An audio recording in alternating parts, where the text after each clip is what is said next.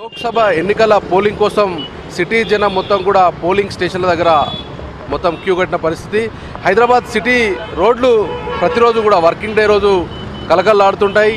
ఎక్కువ రద్దీతో ఉండే ఏరియాలు మొత్తం కూడా ఈరోజు రష్ లేకుండా రోడ్లు మొత్తం కూడా వెలువలబోతున్నాయి.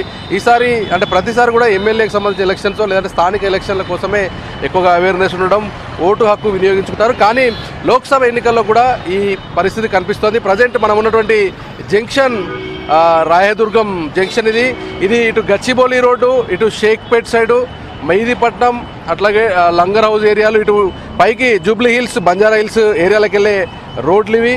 ఈ రోడ్ల వెళ్ళేటువంటి ఏరియాల్లో మొత్తం కూడా చాలా తక్కువ రష్ ఉంది. రష్ మొత్తం కూడా తక్కువగా ఉంది. మొత్తం వెహికల్స్ అంటే ఈరోజు మొత్తం కూడా హాలిడే ప్రకటించడం, నేషనల్ హాలిడే కావడం, మొత్తం కంపెనీకి సంబంధించిన ఉద్యోగులు మొత్తం కూడా సెలవు దినాల్లో ఊర్లకు అట్లాగే ఇక్కడ ఉన్నటువంటి ఓట్లు వినియోగించుకోవడానికి వెళ్ళారు. కాబట్టి మొత్తం హైదరాబాద్ సిటీ రోడ్లు మొత్తం కూడా ఖాళీగా కనిపిస్తున్నాయి.